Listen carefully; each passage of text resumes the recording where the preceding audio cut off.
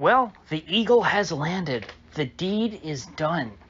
Nancy Pelosi has touched down in Taiwan, the first Speaker of the House to journey to Taiwan since old Newt Gingrich 25 years ago. And you might ask yourself, well, what's the significance of it being the Speaker of the House? You know, we don't normally make a big deal about the Speaker of the House journeying to foreign countries, since the Speaker is a part of the legislature. They're not really, you know, they're not diplomats. They don't usually conduct major U.S. foreign policy. That's normally left up to the executive branch, because the legislatures are, you know, they're supposed to write the laws, and then the executive branch executes the law, and part of that would be executing U.S. foreign policy. You know, other than the fact that that's not actually how our government works at all, and that it's, you know, really all largely a charade, the reason why it's significant that old Nancy Pelosi, the crazy bat that she is, journeyed to Taiwan is that she's not the president or the vice president, but she's third in line to the throne, or second in line if you think about it, because if you think of Kamala Harris as being first in line to the presidency, she's third in line. So it's kind of like having a junior president of the United States, a major leader within the American government, went to this country, which supposedly we don't acknowledge as a separate country from the People's Republic of China. Now, I've gone over this before, so I'm not going to belabor that point again, but that's the general overview. That's why this is significant. I'm sure the people who have, you know, listened to my past two videos or have read anything about this anywhere else already know what I just told you. So now that it's happened, now that she's there, now that she is gallivanting around Taipei, meeting the president of Taiwan, meeting the legislators, at the legislature in Taiwan, what is the significance of this? What's going to happen now? Well, according to the Chinese, bad things are going to happen. America will be punished. The United States will suffer the consequences of their actions. That's what we're being told so far by Chinese diplomats.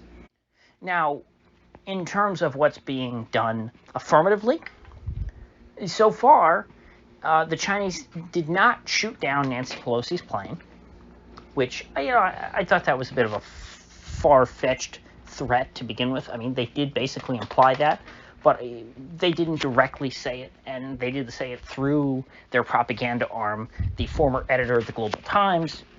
I'm sure if they planned on actually doing it, they would have put out a press release, formal, from the Ministry of Foreign Affairs or Defense, saying, hey, Nancy, if you try and fly into Taiwan, we're going to shoot down your plane. So they didn't go that far yet. What they did do was scramble jets, which crossed into Taiwanese airspace, which, you know, if you're China, you don't recognize such a thing as Taiwanese airspace. It's just all Chinese airspace, as far as you're concerned. And they also now are conducting live fire naval drills all around Taiwan, in which they have encircled the island with Chinese naval ships while Nancy Pelosi is there. So I hope that Nancy does not plan on leaving anytime soon, because the Chinese, for as long as they're doing their naval drills, they have grounded all flights. Yes, they've told planes in Taiwan, you can't fly out. Those people there are, for all intents and purposes, trapped. No, this isn't the first time this has happened. And in a situation in which Taiwan was actually a part of China, this wouldn't be such a crazy thing. Oh yeah, the military is doing drills out in the sea, and so yeah, you don't want to fly over them because you might get hit by, their live fire exercises. You don't want to get hit by some anti-aircraft fire from one of these ships. So yeah, of course the planes would be grounded. But the effect of the actions the Chinese are taking, while they sound rather mild on paper, is to effectively blockade the island of Taiwan. No ships can go in or out because, of course, the naval ships are out there in the waters surrounding the entire island.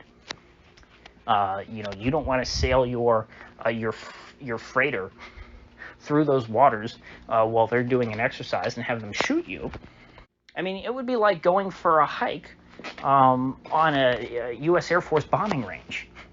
You know, sure, they tend to put those bombing ranges near parks or you know, areas of vast wilderness so that there aren't any people around to be bothered by all the bombing. But you don't actually want to walk through where they're dropping those bombs.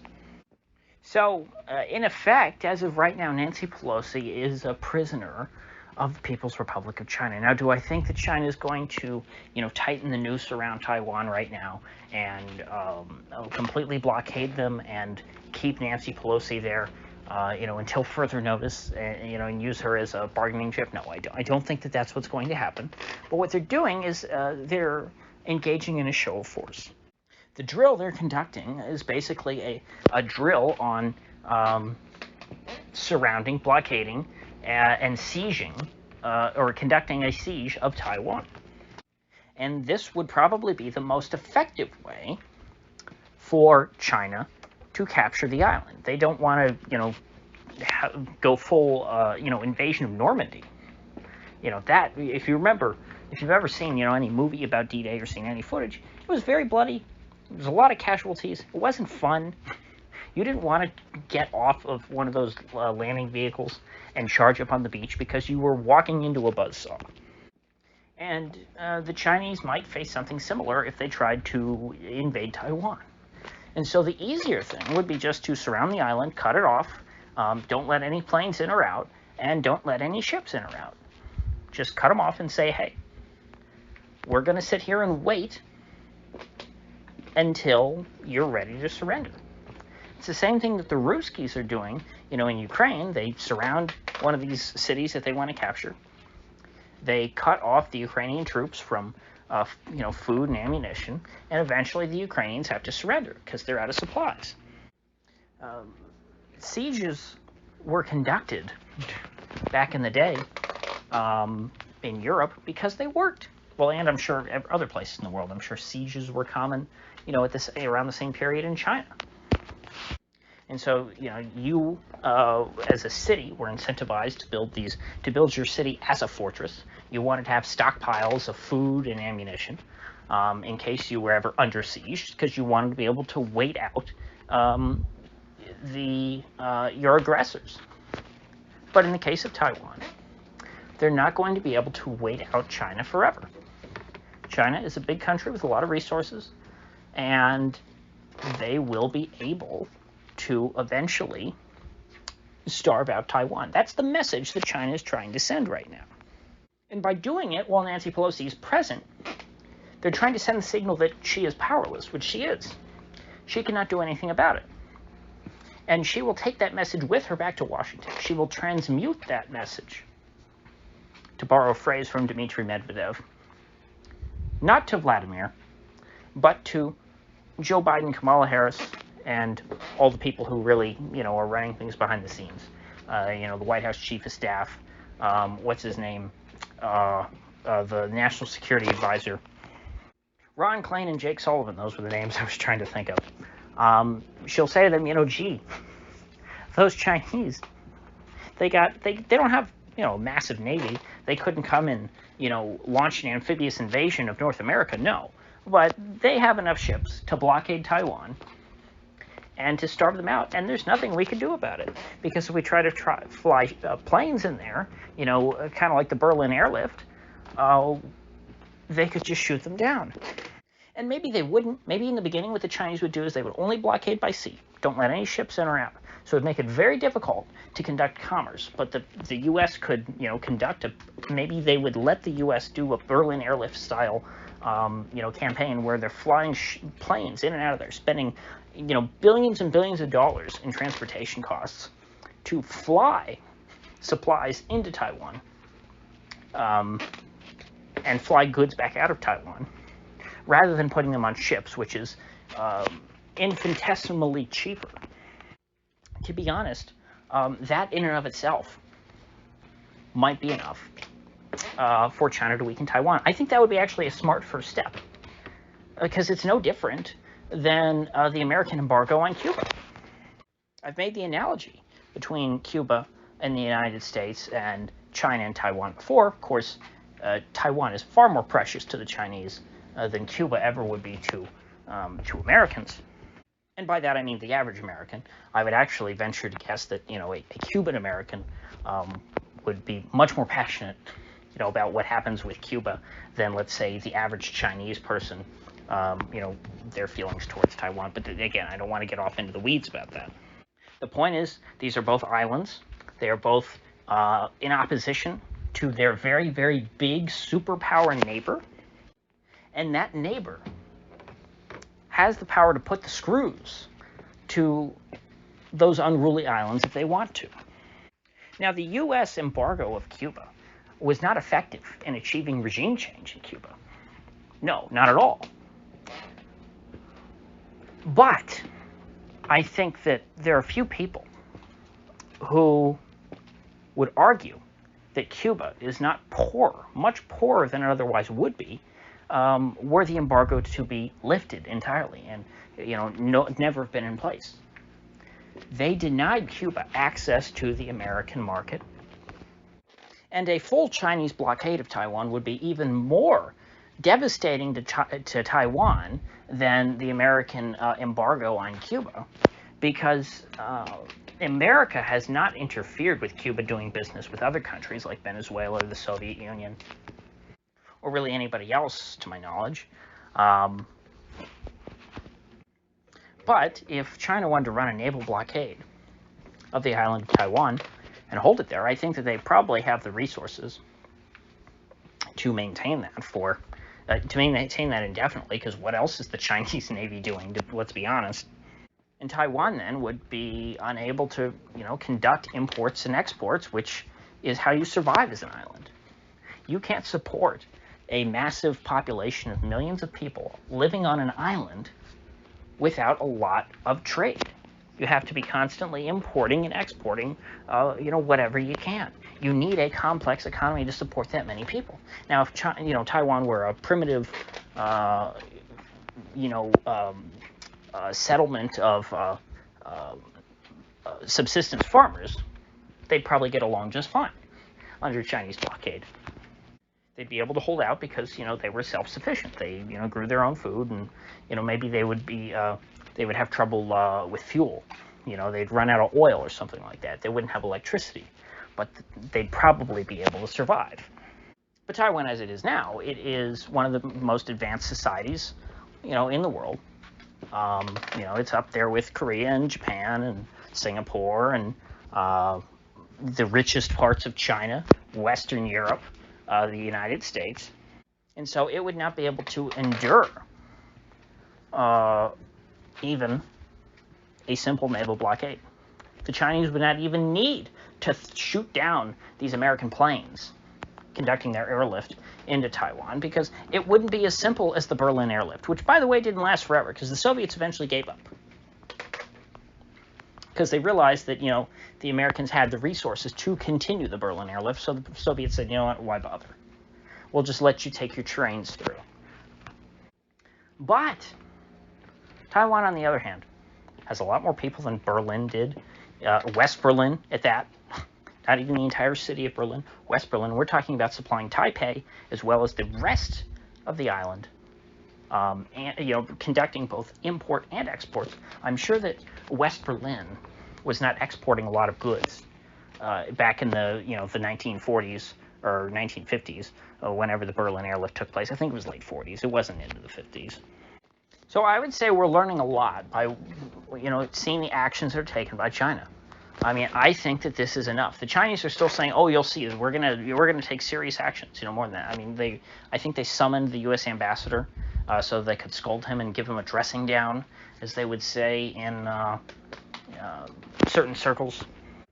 But really, to me, the significance is the exercises that they're conducting, because I'm completely ad-libbing this. I don't. Other than reading up on the news every day, I don't do special research before I record these things. I'm just spitting out my, what my reactions are most of the time and my thoughts on the news. And when I look at the map And you know what? Maybe I'll try and put it up. I'll try and find the image of these exercises. What I see is a pretty effective tactic or strategy. I forget the differences. I guess it would be a strategy for taking down Taiwan and bleeding them dry and accelerating their reintegration into Greater China. Because as I've said, while Taiwan has never been a part of Communist China, it was a part of the Chinese Empire in the past, and briefly the Republic of China. The people there do speak Chinese. And China's goal is not to decimate them, it's not to drive them off the island, it's not to kill them all, it's not to destroy their societies. China wants to keep Taiwan intact. They want to bring it into the fold, and they want to presumably, collect rents. I mean, that's what governments are. Governments are just giant landlords that put a gun to your head. Landlords who you can't choose to leave. When it comes to renting a house, if you don't like your landlord, it might be tough to find another place, but you do have that option. If another place becomes available, you can choose to move there and not deal with your current landlord anymore. But when it comes to your government, or which once upon a time was synonymous with the landlords, that's why the aristocracy were called lords. They were the people who owned the land, and their taxes were rent. So these things were, again, synonymous, really. And so the Chinese Communist Party, after the Great Leap Forward, figured out, hey, if you can't beat them, join them, in reference to the landlords that they hated so much. It used to be that there were no taxes in China because there was no commerce. There was no exchange. Everything was controlled by the state, and so there was no revenues for them to tax. There was no property for them to tax because no one had any property. And officially in China, you don't own property, you can only rent it. And that's because the Chinese government figured out we could be much more successful and make a lot more money for ourselves, obtain a lot more resources, become much richer as elites if we just become the landlords that we overthrew and executed. And so that's the goal here. They want to be the Taiwanese people's landlord. And I'm sure there will be some commies who are very mad in the comment section that I would compare the CCP to a landlord. But that's just the reality of it. So that's the way I see things moving forward. A lot for the past few months, there's been so much happening in all parts of the world that I've been caught off guard a lot, and I really got to the point where I just wasn't making predictions anymore. But that's when I feel fairly confident. That seems, because I think that's what the message that the Chinese are trying to send. They wanted to send a message, and I think that they've done so. So what we should expect, if the situation is not de-escalated, if there is not some rapprochement between Washington and Beijing, we should expect the Chinese to encircle the island. That would be the first step. Second step could be, occupying outlying islands, and they might do that too. They might start setting up little bases on Taiwanese islands, small islands, that aren't the main island, raising the Chinese flag, and just slowly encroaching and tightening that noose. And the Chinese will allow those small islands that they occupy probably to conduct trade with the mainland and the rest of the world and operate as normal. They'll let them go about their daily lives so the people on the mainland can say, oh, gee, look at those people on the outlying islands who are under mainland rule. Their lives are going just fine. They're richer than we are now. They were allowed to keep their property. They got to keep their houses and their jobs. As sort of a, it's a carrot and a stick. And I think it's as simple as that. The stick is the blockade. The carrot is going back to living a normal life. And then from that point on, yes, at first the Chinese will allow them to live as they are currently. Slowly, they will tighten the noose just like they did with Hong Kong. It was supposed to take 50 years for them to tighten the noose on Hong Kong. They really moved it up to like 22-ish years Taiwan will probably take longer because it is bigger than Hong Kong. But in another 30 years, Taiwan might just be another Hong Kong, which is at this point basically another Shanghai, which once upon a time was a capitalist paradise. But nowadays it's just another gleaming Chinese city full of glass and steel. So, with that said, I will see you folks back here tomorrow, and we'll see if there's any immediate escalations. We'll see what else the Chinese are talking about, because I get the feeling that they're talking about more than just these exercises. When they're talking about retaliating against America, they're using very, very strong language. So there may very well be something bigger, which is why I wanted to get this discussion of the future out of the way now. So with that said, bye-bye.